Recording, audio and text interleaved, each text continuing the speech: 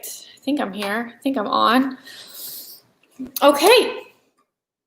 So, welcome everybody to today's live. Today, I want to talk about being present with everything in your life, which is a bit of a muscle, not something that just happens overnight. And it definitely comes with the more consciousness that you practice. And I have been sorry, I feel like I'm stuttering today, but there's just so much to talk about. I don't even know which direction to take first. But one of the things that has been a big thing in my life is family. And most of you know if you know me at all, you know my story. I became a stepmom about, how many years ago? Sorry, I have to move rooms. I became a stepmom about, sorry, my housekeeper's here, I have to move.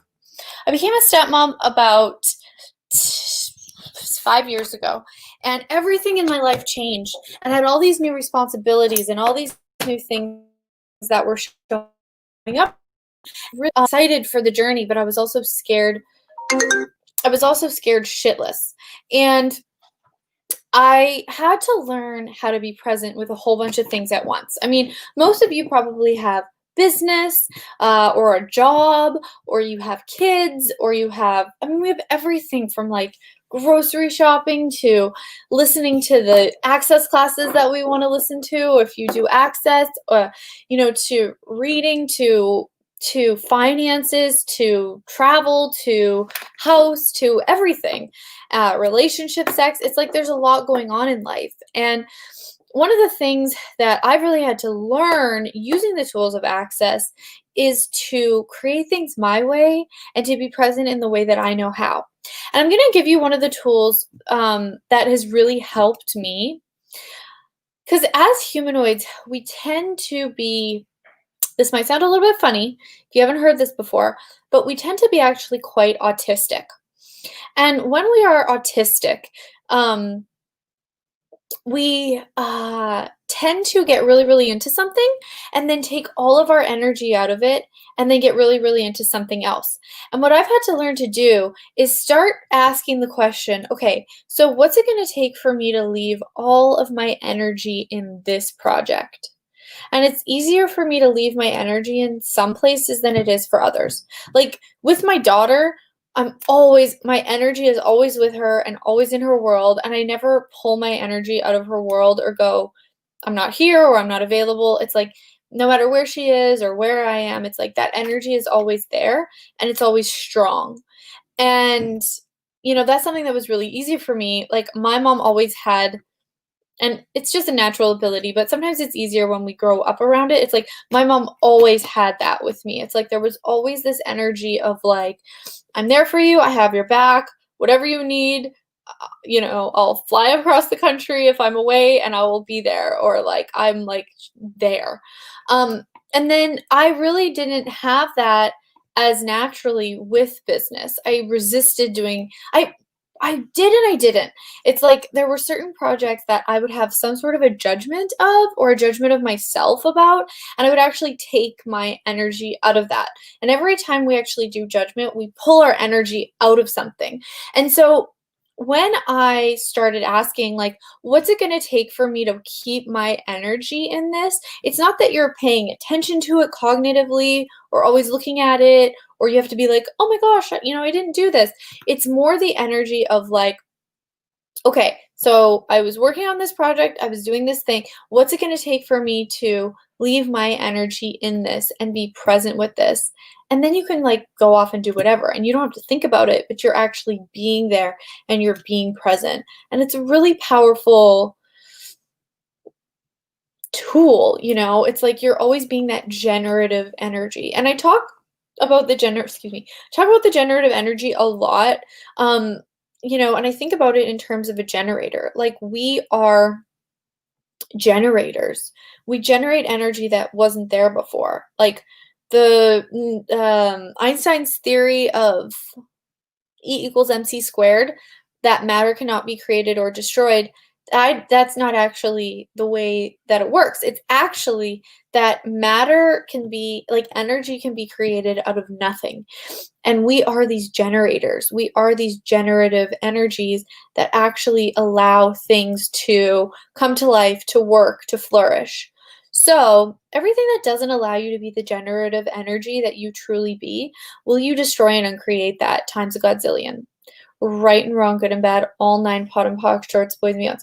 Teresa, who's amazing, is asking, how did it feel to know you were going to be a stepmom to three children? Um, well, considering the fact that I was 23 years old and nobody thought I could do it, it was a little bit scary. Um, but it's like one of the things that scared me was that I thought I had to be somebody else in order to take on the task. Like I was like, maybe I'm gonna have to like give up everything I like. And maybe I'm gonna have to start acting like an adult all the time. Maybe I'm gonna have to stop being me and start being like what only works for my new family. And that wasn't the case at all. The less that I beed me, the more miserable everybody got, and the more that I beed me, the happier everybody got. Like one of the things that was a struggle was like the fact that um I didn't like to get up in the morning. I was 23. I mean, it's like I was basically a teenager and like I wanted to sleep in and my husband, and it's like it's so funny because my husband is older than me, but like everybody thinks he's under, everybody thinks he's 35 and everybody thinks I'm, you know, about the age that I am, which is 28. Um, and so we like don't look like a different age, we don't act like a different age, and we really really work well together and have like just the most incredible relationship. I was just thinking about him today and I'm like, wow, he's had my back through so many things and always been there to try to make my life easier, and I'm so grateful for that. And did I always receive that? No, but I use the access tools, and then I started to like let that in and have that. um and I don't know who Kazara is, but thank you for the comments. That's awesome.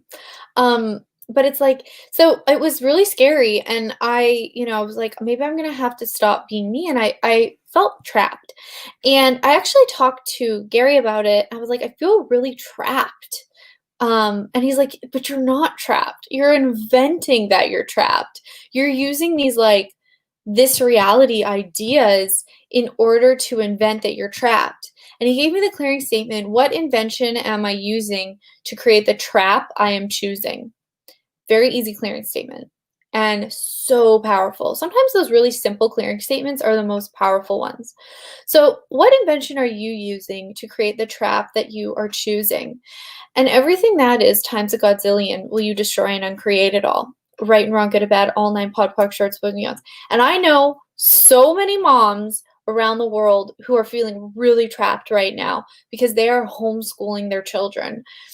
And it's like, we all are supposed to like pretend that we just like want to be a mom and we don't want to do anything else and everything's about our kids. And it's like, that's not the reality for most humanoid moms. It's like, the reality is that like you're like a Xena warrior woman who wants to go out and conquer the world and be with people and create and do commerce, which I should do a Facebook Live about commerce because that's a whole other topic of its own. But it's like we just have so much that we are, but then we like trap it under these weird ideas. And so anyway, so I Nivedita is saying point blank bingo shot, Julia. Target, target, target. Wow, wash hands. That's so funny. And Teresa says, so being you and not giving yourself up assists with being trapped into the energy of everything. Yeah, it's like I had this invention that I was trapped, and I had this invention that like I had to be a mom now. And I was like, what does being a mom mean? It's different when you like give birth and then everything changes. And it's like that wasn't the case. It was like sort of insta mom. And so I like had to learn all of these things and be really present and really realize that I'm Julia, I'm not a mom. And when I acted like a mom, it felt really weird and uncomfortable. But when I was myself and I acted like a Julia or just my being, it's like everything worked.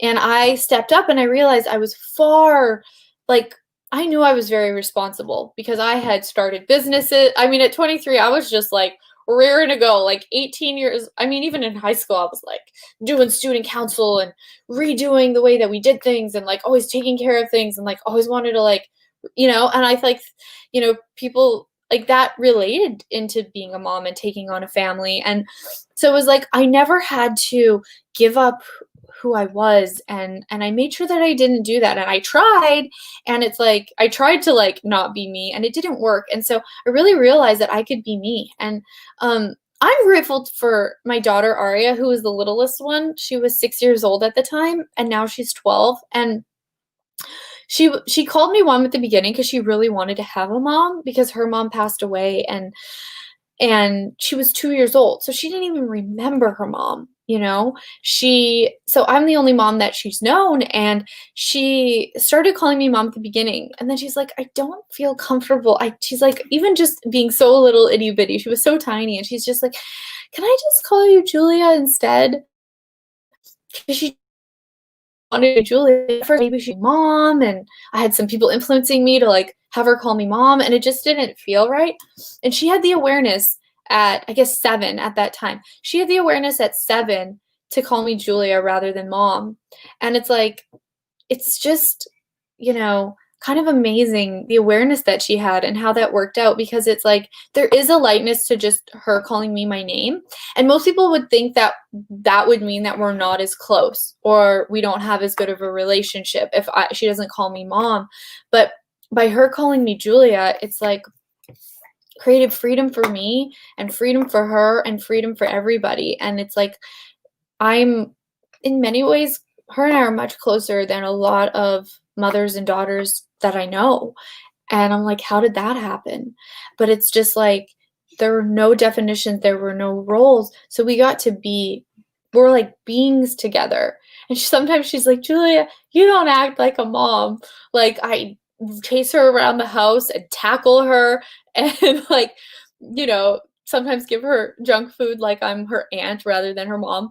But then I'm also there for her. And, she knows that if she needs me, I'll always be there. And I also teach her, like, to choose for her. And there was a time that I was really choosing for my like, this has been such a work in progress and just so many access tools. I can't even begin to tell you how many access tools I've used. And one of the things was I was really being not me at one time, and I was really trying to make people happy, like make my family happy. And I talked to Gary about it, and he's like, so what do you want Aria to be like? Do you want to show her that you need to make other people happy? Or do you want to show her that you can care for other people while including you in that computation? And he's like, because right now you're excluding you from your own life. Do you want Aria to grow up and exclude her from her own life? And I was like, no, I don't.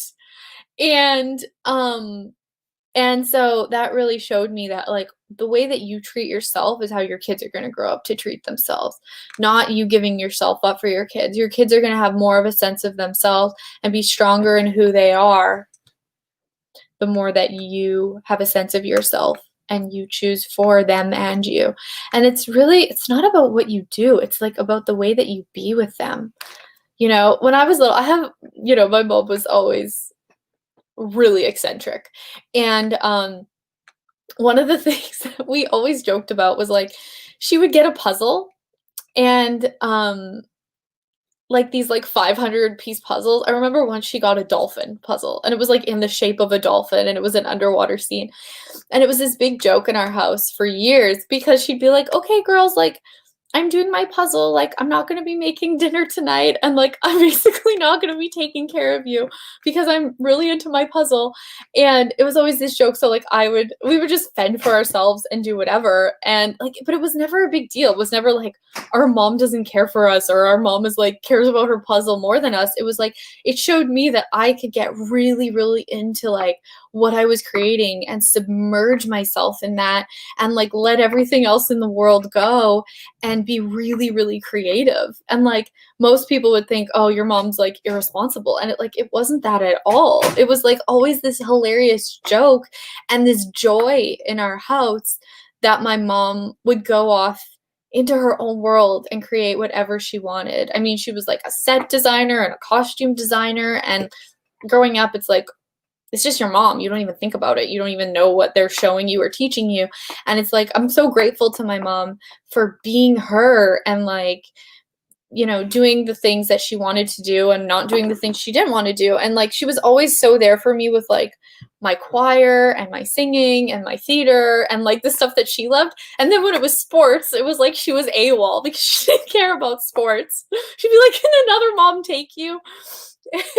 And it's like, and that was fine. And it's like, I see people who like didn't have, because my mom always had this energy like that she was always with me. So I never felt like I was being left behind or not taken care of. It was like she was so into like being there for me and supporting me and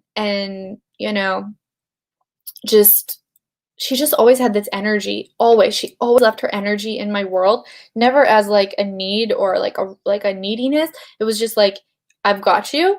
Anything you need, I'm here and I'm going to create my own life. And she created her life and she created with us and she built us a tree house and she made us clothes and she made Barbie clothes and she built us a Barbie house and we had all these wonderful things and like she created with us and she created for her. And it was just so cool. And, when I was 5 years old, she started her own business renting costumes. And she had a lot of guilt around that. And she was like, maybe I'm a bad mom. I have this 5-year-old daughter and this 3-year-old daughter, and I'm starting a business. And it was like, oh my gosh, like if she hadn't done that, I don't know if I would have had the courage to be an entrepreneur. But she showed me entrepreneurship from the time I was 5 years old. And that was just the natural way for me. And I'm so grateful for all of that. And it really is like, I know parents who are now parents, but when they were kids, they didn't have, sorry, I'm like playing with like a little ball of wax and I'm like looking over like a cat. I'm like, what's that thing over there? But it's like, I know parents who didn't have that kind of space where their parent kept their energy in their world. And so they're always trying to like overdo as parents or always trying to like prove that they love their kid, always trying to prove that they're there, prove that like prove and be good parents rather than just like keeping their energy in their kid's world and then going out and creating their life and creating with their kid when it's required and whatever. And so I'm really grateful to my mom because she really paved the path for that for me. And I don't know if I would have been able to take this on if I didn't, number one, if I wasn't parented like that and if I didn't have the access tools. And so, um, yeah, just really grateful. And like we have to, be us and not live by these labels of like, I am mom. I was like, do I have to wear mom jeans? Like, what does this mean about me? Do I have to give up everything that I am? And it's like, the answer is no. Like, you can keep everything that you are and be everything that you are and still like have these lifelong commitments to your kids, to your husband. It's like, it's not an either or universe. You just have to get really smart with the access tools and really use the access tools. That's what's made all of this available to me. And I say that in every live because it's true. And these are like free tools that are available to everyone. There are 1,000 books. It's like amazing. It's like available to everyone. And Shailish says, how are you? You're adorable. What you speak is so good. awesome. Thank you. And it's like, and Nivedita says, and Vidar does things on his own.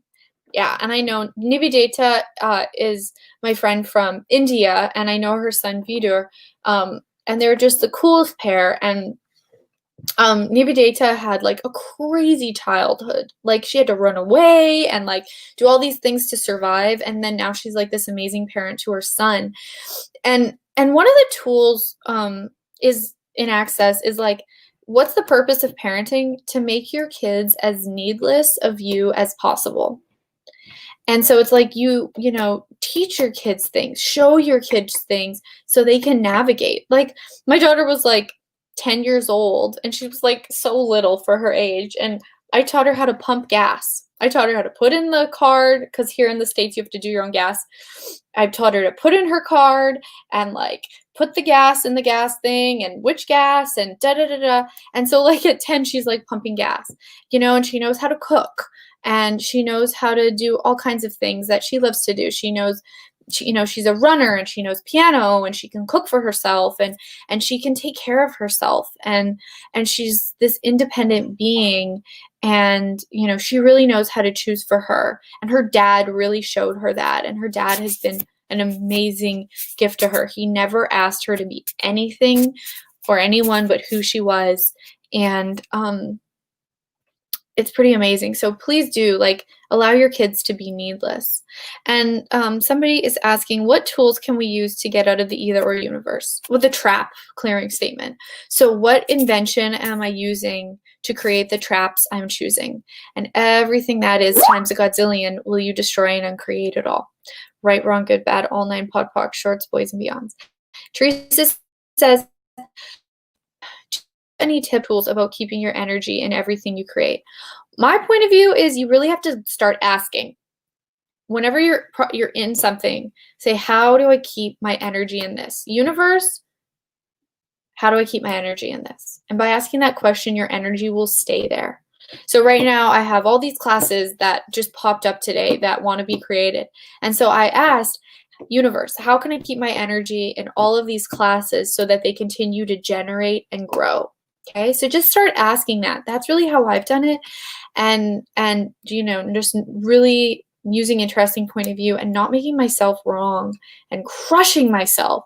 You know, it's like we tend to crush ourselves and be so hard on ourselves, and it doesn't really work. Monica says, I really wish my kids followed Access. What clearing can I use? Oh gosh. If you're going to try to get your kids to follow Access, you are nuts. Do not try to get your kids to follow Access. Gary, who started Access, never once made his kids follow Access, never made his kids run bars, never forced his kids to do anything. Sometimes he tricked them into it, but they are the most kind, incredible, needless, wonderful creatures on the planet who have been just an amazing gift to the world. And they didn't do Access in the conventional way. They just had a dad who beat Access, and that allowed them to be all of them. So you have to be Access. You have to use the tools, and never make your kids do the Access tools. That's a way to make your kids hate you and make your kids hate Access. Not smart, not bright, wouldn't do it. Okay? So thank you guys so much for this live. Thank you for your presence. And how does it get better than this? And we will see you guys on the next live. Oh, and I have to tell you, I do have a class coming out about all of this. It's a 3-part class, and it's called Being All Women. And it's about all of this, being everything that you are, being all women, being you in your life and never giving you up, while taking care of everything that needs to be taken care of and creating a reality beyond this reality that works for you. So that's actually why I picked the topic today, is because I wanted to introduce that class, because I'm really excited about it. And I think it's just an amazing contribution to have these kinds of conversations. So thank you guys so much for being here. Oh, my Aunt Diana's on here. Hi, Auntie Diana. Mwah, love you. So you guys are amazing. Thank you so much for being on here. And how does it get better than this? And what else is possible? Bye, guys.